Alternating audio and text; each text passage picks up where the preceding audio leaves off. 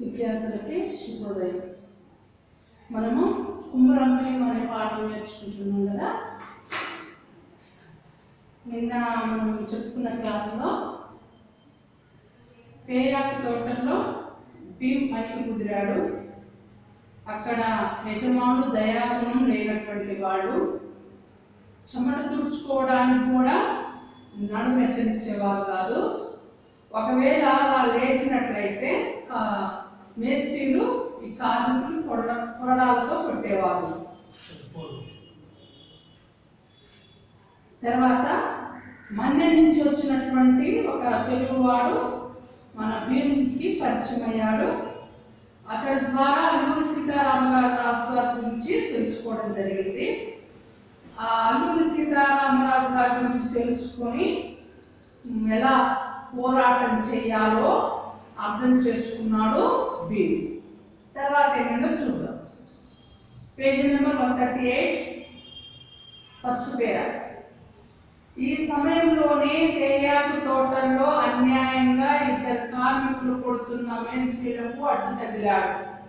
మేస్త్రీలు భీమ్ మీదికి కొరడా లేపారు. సహించని భీమ్ వారిని చితకబాదాడు. ఇది తెలుసుకున్న యజమాని పోలీసులతో చెప్పి భీమ్తో సహా మరికొందరిని జైల్లో వేయించాడు. 4 రోజుల తర్వాత జైల్లోని ఇనుప చువ్వలు వంచి తప్పించుకున్నాడు. నేరుగా వచ్చి కదులుతున్న రైలు ఎక్కాడు. అది అతన్ని బల్లార్షా చేర్చింది. అక్కడే కొన్ని రోజులు మూటలు మోసి బతికాడు. అక్కడ ఉండలేక బల్లార్షా వదిలి రాజోరా మీదుగా అడవి బాట పట్టాడు. దారిలో తన అన్నలు కాకన్ ఘాట్లో ఉంటున్నారని తెలుసుకున్నాడు. సాయంత్రం వరకు తన అన్నల గూడెం చేరుకున్నాడు. తమ గుడిసె ముందుకు పోయేసరికి వదిన కుకుబాయి కూర్చుంది. భీమ్ చూసి కన్ననీళ్లు పెట్టుకుంది. కొడుకు వచ్చిందని తెలుసుకున్న తల్లి భీమును పట్టుకొని ఏడ్చింది. ఆమె అనారోగ్యంతో చావుకు దగ్గరగా ఉంది. వదిన తన 2 కొడుకులు పాపకు చిన్నాను పరిచయం చేసింది. వాళ్ళు భీమ్ ఒడిలో దూరారు. రాత్రి అంబలి తాగినాక తమ్ముని వివరాలు అడిగి తెలుసుకొని అన్నలిద్దరూ ఆశ్చర్యపోయారు. కుర్దు, ఏసు, కొండల గురించి భీమ్ అడిగాడు. మిత్రులందరి గురించి అడిగి తెలుసుకున్నాడు. అల్లూరి సీతారామరాజు గురించి తెలుసుకున్నాడమ్మ భీము. తెలుసుకున్న తర్వాత ఆ సమయంలోనే తేయాకు తోటల్లో అన్యాయంగా ఇద్దరు కార్మికులంట మేస్త్రీలు కొడుతున్నారంటమ్మ. కొడుతున్నప్పుడు మేస్త్రీలకు భీము అడ్డు తగిలాడు.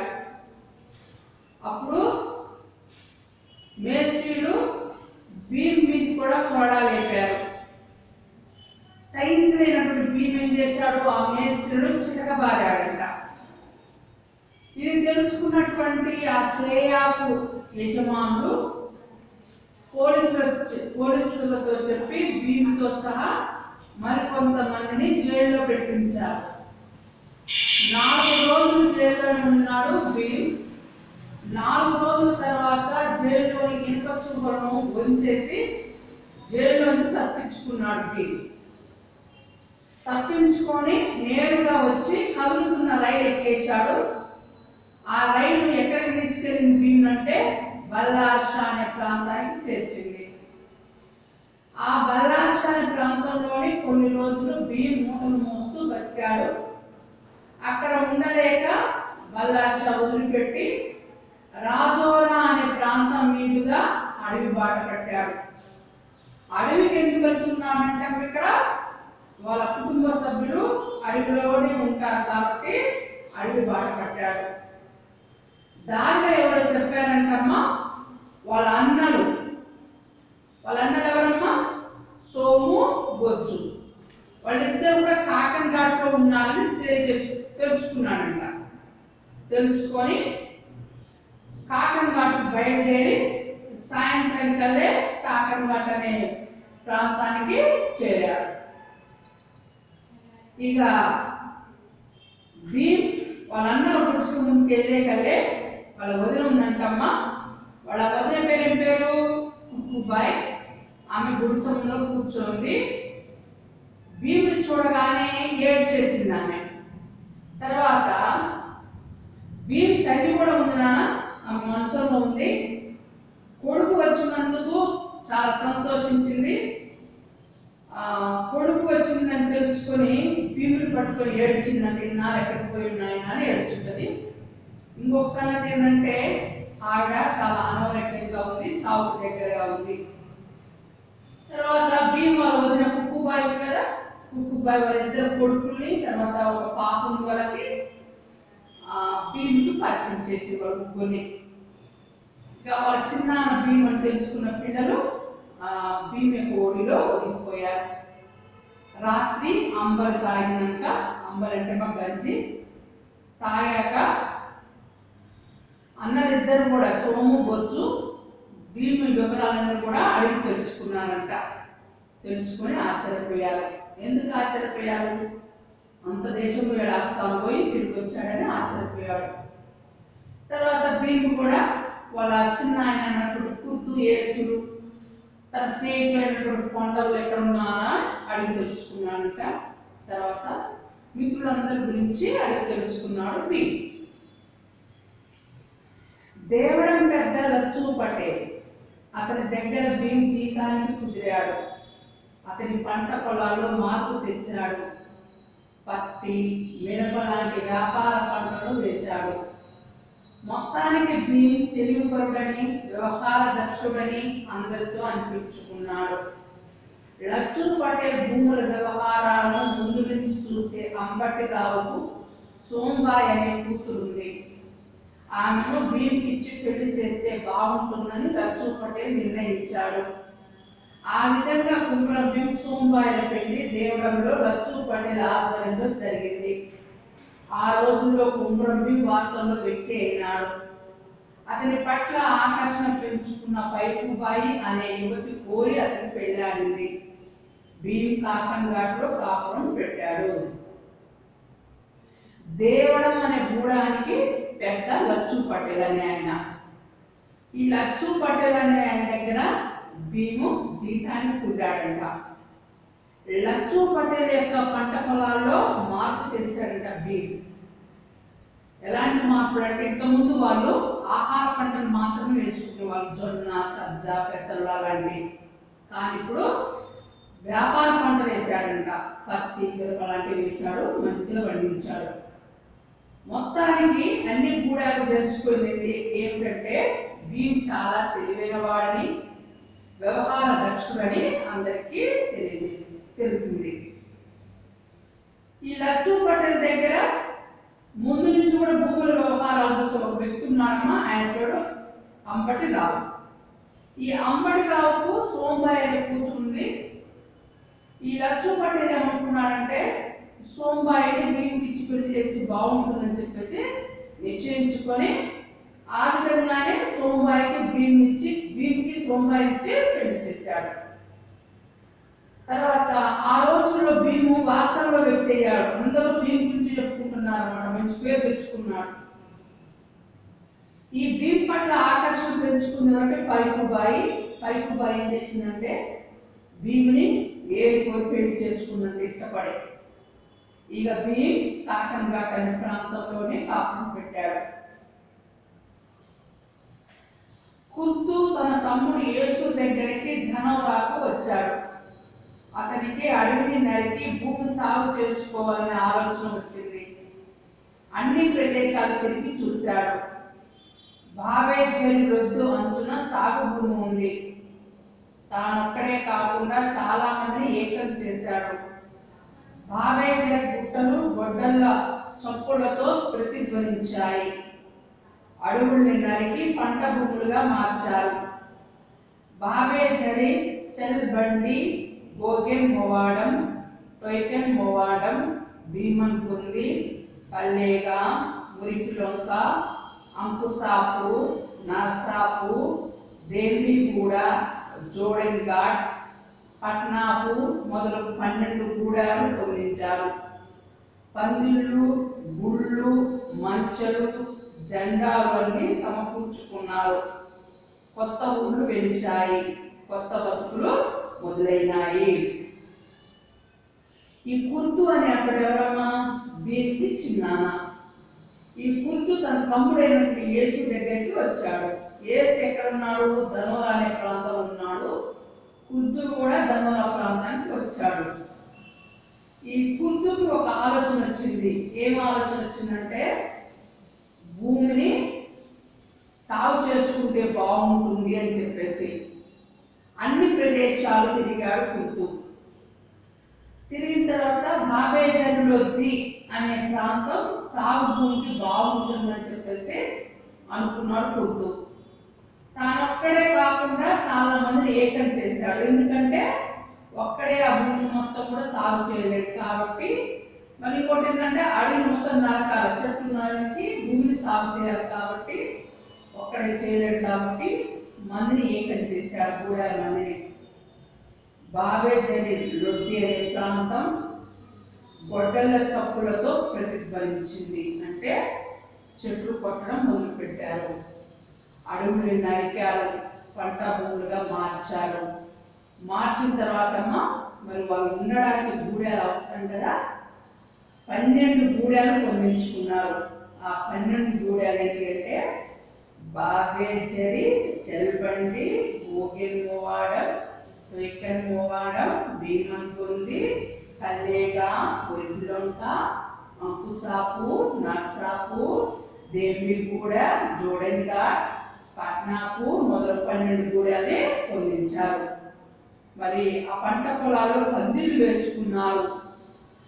నెక్స్ట్ ఆ గూడాల దగ్గర గుళ్ళు కట్టుకున్నారు, మంచెలు వేసుకున్నారు, జెండాలన్నీ కూడా సమకూర్చుకున్నారు.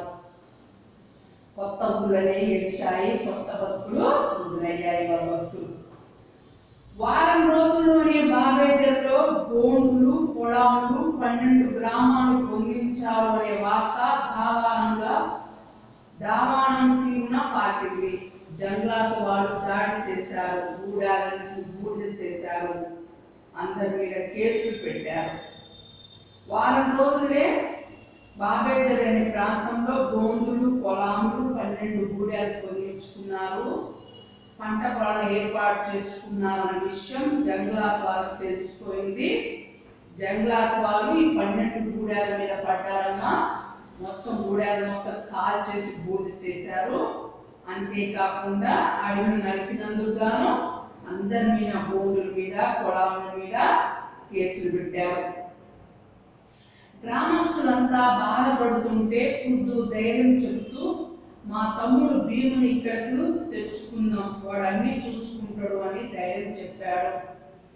గ్రామస్తులంతా కూడా ఇంతకాలం మనం గూడెల్లో గుడిసెలు వేసుకున్నాము, ఊరని పొందించుకున్నాము, పంట పొలాన్ని ఏర్పాటు చేసుకుంటే ఈ జంగాలకు వాళ్ళు వచ్చి ఇలా గుడిసె మొక్కలు కాల్ చేశారు కదా అని బాధపడుతుంటే కుర్తు చెప్తున్నాడు. నాన్న ఏం చెప్తున్నాడంటే, మా తమ్ముడు ఉన్నాడు, వాడు భీము, ఇక్కడికి తెచ్చుకుందాం అని చెప్తున్నాడు. కుర్తుకి తమ్ముడు భీముడు కాదమ్మా, కుర్తు అన్న కొడుకు భీముడు.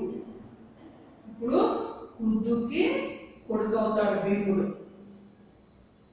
విషయాలని తెలుసుకున్న భీమ్ బాబేజరి వైపు వచ్చి టోయ్కెన్ అనే గూడెంలో దిగాడు. 10 రోజుల్లో ప్రతి గూడెం తిరిగాడు. విషయం అర్థమైంది. ఏం చేయాలన్నదే ప్రశ్నగా మిగిలింది. భర్త అవస్థ గమనించిన పైకుబాయి భూమి కేసుల గురించి వకీలును పెట్టుకోమని సలహా ఇచ్చింది. విషయాన్ని తెలుసుకున్నాడు భీము. కుర్తు కబురు పంపాడనమాట. విషయాన్ని తెలుసుకున్నాడు భీము. ఏం చేశాడు? బాబేజర్ అనే ప్రాంతం వైపు వచ్చి టోయ్కెన్ అనే గూడెంలో దిగాడంటమ్మా. తర్వాత 10 రోజుల్లో ప్రతి గూడెం తిరిగాడు. గూడెం తిరిగి అక్కడ పరిస్థితులు మొత్తం అర్థం చేసుకున్నాడు. కానీ ఏం చేయాలో అన్న ప్రశ్న మిగిలిపోయిందని, ఏం చేయాలో అర్థం కావట్లేదు. భర్త కష్టాన్ని గమనించినటువంటి పైకుబాయి భూమి కేసుల గురించి మీరు ఒక లాయర్ని పెట్టుకుంటే బాగుంటుందని చెప్పేసి సలహా ఇచ్చిందంట. పైకుబాయి చెప్పింది నిజమనిపించింది. కేసుకు సంబంధించిన రాకపోకలు చూసుకునే వ్యక్తి పేరు మహదూర్. అతనితో కలిసి భీమ్ జనగామలో ఉన్న పైకాజీ రామచంద్రరావు వకీలును కలిశాడు. తన పూర్వీకుల నుండి ఇప్పటి వరకు మేము భూమిని నమ్మి బతుకుతున్నామని, ఇటీవలి కాలంలో బాధలు ఎక్కువైనాయని, ఎక్కడికి పోయినా వెళ్ళగొడుతున్నారని, అసలు మా హక్కును ఎందుకు లాక్కుంటున్నారని భీమ్ ఆవేదనతో వకీలును అడిగాడు. భీమ్ ప్రశ్నకు పైకాజీ ఈ విధంగా జవాబిచ్చాడు. పైకుబాయి చెప్పింది నిజమనిపించింది. ఏమని చెప్పింది పైకుబాయి? తన భర్తకు వకీలు పెట్టుకుంటే బాగుంటుందని చెప్పేసి. అది మంచిదనిపించింది, నిజమనిపించింది. కేసుకు సంబంధించిన రాకపోకలు చూసుకునే వ్యక్తి ఉన్నాడు మన దగ్గర. ఆయన పేరు మహద్ అనే వ్యక్తి. ఈ మహదూర్ భీమ్ ఇద్దరు కలిసి జనగామలో ఉన్నటువంటి పైకాజీ రామచంద్రరావు గారు అనే లాయర్ ఉన్నారంటమ్మా, ఆయన కలిశారంట. పోయి కలిసి భీమ్ చెప్తున్నాడు ఆయనకి, తన పూర్వీకుల నుండి ఇప్పటి వరకు కూడా మేము భూమిని నమ్మి బతుకుతున్నామని, ఇటీవల కాలంలో మాకు బాధలు ఎక్కువయ్యాయని, ఎక్కడికి పోతున్నారని వెళ్ళగొడుతున్నారు, అసలు మా హక్కులను ఎందుకు లాక్కుంటున్నారని భీము చాలా బాధపడుతూ ఆ లాయర్ని అడిగాడు. ఎవరమ్మా లాయర్? పైకాజీ రామచంద్రరావు గారిని అడిగాడు. భీమ్ ప్రశ్నకు పైకాజీ ఈ విధంగా జవాబిచ్చాడు. ఏమని జవాబిచ్చాడు చూద్దాం. భీమ్, ఈ భూములన్నీ మీవే, ఈ రాజ్యానికి రాజును మీరే. అదంతా 1918 సంవత్సరానికి ముందు మాట. అప్పుడు సర్కారు అడవి వైపు చూడలేదు, అడవిపై హక్కును కోరలేదు. 1918లో తహసీలు ఆఫీసు ఉట్నూరు వచ్చింది. అది తెలిసి మైదాన ప్రాంతాల నాగరికులు కొండ కోణంలోకి వచ్చారు. సర్కారుతో ఏదో విధంగా సంబంధం పెట్టుకున్నారు. దానివల్ల పట్టాలు వాళ్ళకు దక్కాయి. భూమి మీద మీకు హక్కు పోయింది. ఇప్పుడు చట్టం వాళ్ళను కాపాడుతుంది అని చెప్పాడు. ఈ చట్టాలు తయారు చేసింది ఎవరు? ఎవరికి చెప్పి మా భూమిని వాళ్ళ పేరు మీద రాశారు? అసలు ఆ దొంగలకు పట్టాలు ఎందుకు ఇచ్చారు అని కోపంగా అడిగాడు భీమ్. ఇన్నేళ్ల నుండి ఇటువంటి ప్రశ్నలు అడిగిన వాడిని నిన్ను ఒక్కడనే చూశాను. ఈ రాజ్యం నిజాం రాజుది. రాజుకి ఏది వస్తే అదే చేస్తాడు. అంతా ఆయన ఇష్టం మీద ఆధారపడి ఉంటుంది. అప్పుడు ఇక్కడ పైకాజీ రామచంద్రరావు గారు చెప్తున్నానన్న, 1918 సంవత్సరం వరకు కూడా ఈ అడవిలో జీవించేటటువంటి బాలయ్యే భూములన్నీ. ఈ గూడెలకి రాజును మీరే. కానీ అప్పట్లో 1918 సంవత్సరం దాకా సర్కారు వారు అడవి వైపు అసలు చూడలేదు, అడవిపై హక్కు కూడా కోరుకోలేదు. కానీ 1918 సంవత్సరంలో తహసీల్ ఆఫీసు ఉట్నూరు అనే ప్రాంతానికి వచ్చింది. అది తెలిసినటువంటి నాగరికులు కొండ కోణంలోకి వచ్చేసి సర్కారుతో ఏదో విధంగా సంబంధం పెట్టుకొని ఈ భూములు, అడవిలో ఉన్నటువంటి భూములు మొత్తం కూడా పట్టా చేయించుకున్నారు. అలా పట్టా చేయించుకోవడం వల్ల ఈ భూమి మీద హక్కు పోయింది మీకు. ఇప్పుడు ఏం చేస్తుంది? చట్టం వాళ్ళని కాపాడుతుంది అని చెప్పాడట. అప్పుడు వీరికి చాలా బాధేసింది, కోపం వచ్చింది. వచ్చి ఇలా క్వశ్చన్ అడుగుతున్నాడు, అసలు ఈ చట్టాలు తయారు చేసింది ఎవరు? ఎవరికి చెప్పి మా భూమిని వాళ్ళకి పట్టా చేశారు? అసలు ఆ దొంగలకు పట్టాలు ఎందుకు ఇచ్చారు అని కోపంగా భీమ్ అడిగాడట. అప్పుడు పైకాజీ రామచంద్రరావు గారు అంటున్నారు, ఇన్నాళ్ళ నుండి ఇటువంటి ప్రశ్నలు ఎవరు అడగలేదు నాయన ఇంతవరకు. ఈ రాజ్యం నిజాం రాజుది. రాజు ఏది చూస్తే అది చేస్తాడు. అంతా ఆయన ఇష్టం మీద ఆధారపడి ఉంటుందని పైకాజీ రామచంద్రరావు గారు చెప్పారు. అప్పుడు భీమ్ అంటున్నాడు, ఏమంటున్నాడు చూడండి, న్యాయం చూడండి రాజెందుకు, మా చావు కోరే సర్కారుతో మాకు పని ఉంటుంది సూటిగా అడిగాడు భీమ్. చూడు భీమ్, మీ బాధని నైజాంకు చెప్పి చూడండి. మేలు జరిగితే మంచిదే, లేకుంటే సర్కారును సవాల్ చేయండి. మీ చట్టాలను, కోర్టులను, పోలీసును, అధికారులను ఒప్పుకోమనండి. నీ వ్యవహారం చూస్తే అక్కడనే అంటామనిపిస్తున్నది. నైజాంతో కొట్లాడి భూమిని సాధించగలరా? నాకు మాత్రం నమ్మకం లేదని ముగించాడు వకీలు. ఇప్పుడు భీమ్ అంటున్నానా, న్యాయం చూడు, మాకు న్యాయం చేయని రాజెందుకు, మా చావు కోరే సర్కారుతో మాకేం పని అని అడిగాడంట. అప్పుడు పైకాజీ రామచంద్రరావు గారు ఇలా అంటున్నానా, భీమ్ చూడు, మీ బాధలు నైజాంరాజు చెప్పుకోండి, మేము చెప్తే మంచిదే, లేకుంటే సర్కారుని సవాల్ చేయండి, మీ చట్టాలు సర్కారుతో చెప్పండి, మీ చట్టాలు కోర్టులు పోలీసులు అధికారులు మేము ఒప్పుకోమని చెప్పండి. ఈ వ్యవహారం చూసి అట్లానే అనిపిస్తుంది, కానీ నైజాంతో కొట్టాడి ముందు సాధించుకోగలుగుతారా, నాకు మాత్రం నమ్మకం లేదని చెప్పేసి పైకాజీ రామచంద్రరావు గారు అనే లాయర్ గారు భీమ్తో చెప్పాడంట. భీమ్ చెప్తున్నాడమ్మా, అవసరం ఉంటే వచ్చి కలుస్తా, మీరు సహాయం చేయాలంటూ మామతో కలిసి గూడెంకు నడిచిండు భీమ్. తర్వాత గౌసన్ వాళ్ళు కలుస్తామని చెప్పేసి, మీరు మాకు సహాయం చేయాలని చెప్పేసి మహల్ని తీసుకొని వాళ్ళ గూడెంకు వెళ్ళిపోయాడంట భీమ్. పెద్దది రేపు చూద్దాం. 138లో హోంవర్క్ తీసుకున్నామా. ఇప్పుడు చెప్పిన దాని మీద క్వశ్చన్ ఇస్తాను, వాటికి ఆన్సర్ చేయండి. దేవడం పెద్ద ఎవరు?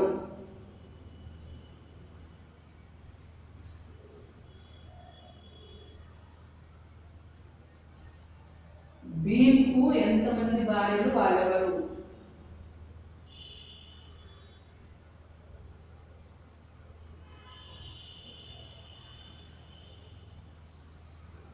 ఖుద్దు సలహాలతో గోండులు పొలాములు ఎన్ని గూడాలను పొందించుకున్నారు, ఆ గూడాల పేరు ఏమిటి?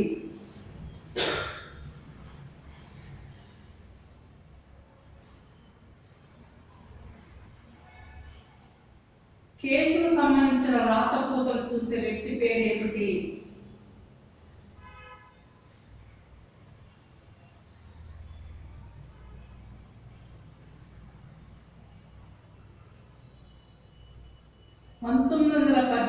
సంవత్సరం తర్వాత జరిగిన పరిణామం ఏంటి?